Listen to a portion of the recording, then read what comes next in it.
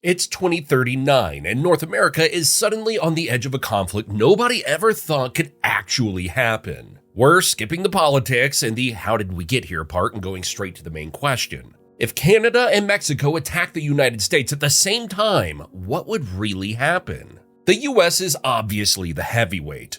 Over 1 million active duty troops, hundreds of 5th-generation fighters, and a growing fleet of early 6th-generation jets. Carriers and submarines on both coasts, the most advanced surveillance system on Earth, and we're not even counting the millions of armed civilians. Canada doesn't have US-level numbers, but its forces are modern and professional, around 80 to 90 F-35s. Canada's full modern fleet, upgraded Arctic brigades, strong artillery, and a capable but limited navy. They can hit hard, just not for long. Mexico has manpower, hundreds of thousands of troops and National Guard forces, plus a massive expansion of drones and light infantry. But its armor, air power, and logistics still lag far behind the US. So if Canada and Mexico ever did this, they wouldn't try to beat America in a long war. They try to shock it and hope they catch the US off balance. And that leads to 3 ways this could realistically play out.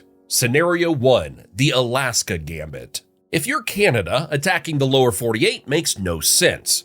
Too many bases, too many troops, and too many highways the US can reinforce from. But Alaska is different. It's massive, thinly populated, and far from America's main forces.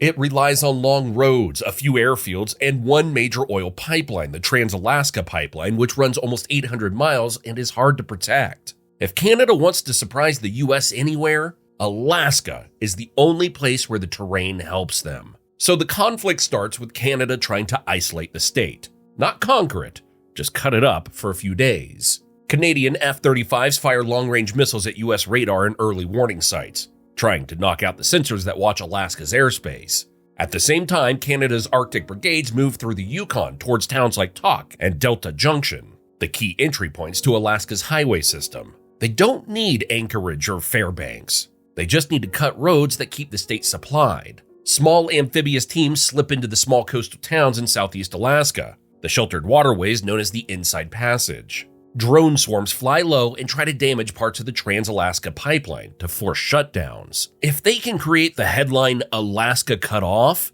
that's already a win. And while what's happening in the north, Mexico hits the southern border with mass infiltration and drone saturation. Thousands of troops, National Guard units, and irregular fighters, militia-type groups that aren't part of Mexico's formal army, push across multiple points at once. San Diego, El Paso, Laredo, Nogales, and wide stretches of open desert. They're not going for cities. They're trying to overwhelm border defenses, blow up rail hubs, hit fuel depots, and make the southern border look out of control. Cheap drones and loitering munitions pound radar sites, bridges, and border checkpoints. For the first 24 hours, it works. Some ports of entry go offline. A few small towns near the Canadian border get cut off. News feeds explode with clips of Canadian armor in the snow and Mexican drones hitting targets along the Rio Grande. Then, Washington reacts. The US priority becomes simple. First air control, then sea control, then the borders. American fighters, F-35s, the remaining F-22s, and early 6th-generation NGAD jets flood both fronts. Canada's F-35 fleet is good, but tiny. They can't afford losses the way the US can. But Mexico's Air Force gets hit even faster. The US Navy traps most Canadian and Mexican ships in port. Submarines move into position. Within a couple of days, both neighbors lose the ability to operate aircraft or ships near US territory. Then, reinforcements start flying into Alaska. Long-range transport jets move in infantry, marines, artillery, drones, and armored vehicles faster than Canada can react. And once the US restores full air cover, the Canadian units that pushed into Alaska find themselves exposed, low on fuel, and cut off from their own support. In just a few days, the momentum flips. The Alaska front collapses completely. In the south, US forces push Mexican units back to their side of the border and begin hitting the launch sites and drone hubs that started the attack. Canada might isolate parts of Alaska for a short time.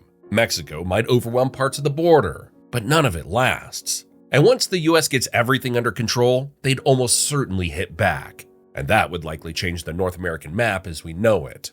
Scenario 2, the choke point plan. Instead of invading, Canada and Mexico could try something much smarter. Attack the infrastructure the US depends on. They know they can't beat the US military, but they can try to break the key lifelines of the US economy. Canada starts by hitting the most important cross-border choke points: the Detroit-Windsor bridges, the Niagara power connections, rail lines feeding the Midwest, and key substations that link the US electrical grid to Canadian hydro and nuclear power. Some special operations teams cut fiber optic lines and sabotage transformers, the kind of equipment that can take months to replace. Drone swarms harass shipping on the Great Lakes, spooking insurers into stopping traffic altogether. Mexico mirrors the strategy in the south. They hit the rail and truck hubs around Laredo, the busiest land port in the entire United States. They target refineries along the Texas coast, container yards near Brownsville and El Paso, and pipelines feeding fuel into the Southwest. Cyber attacks hit utilities. Drone swarms strike bridges, fuel depots, and storage tanks.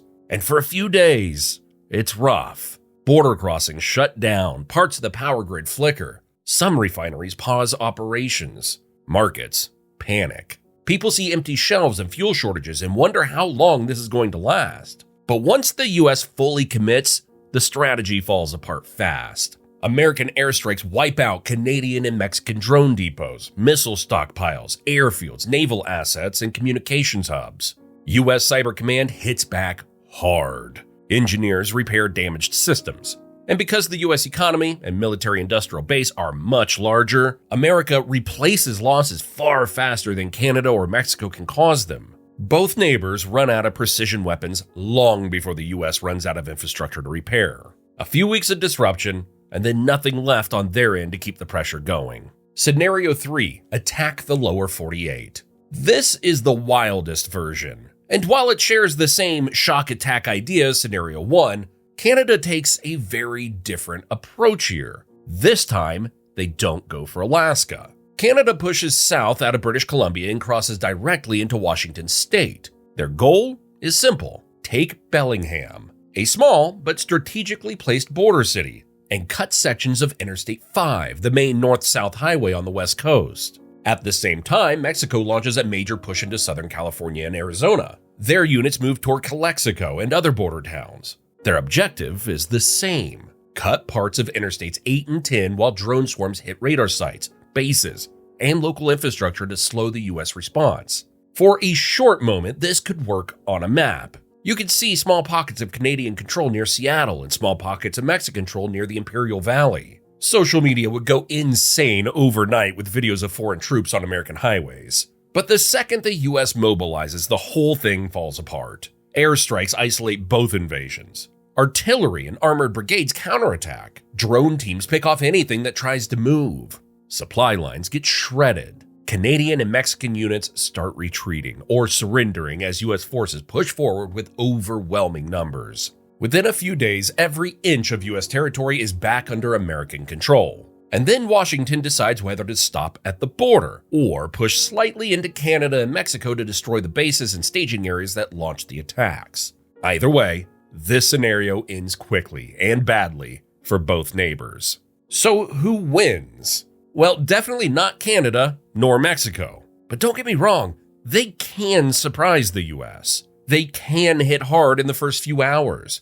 They can isolate Alaska for a moment or disrupt major infrastructure. They can cause panic and confusion. But they can't hold US territory. They can't match American air power or naval power. And they can't survive a long, high-intensity conflict. The United States wins militarily every single time. The only real question is, how much damage can Canada and Mexico do before they lose? If you want to see what happens if a civil war started right now, check out the video on your screen. Thanks for watching.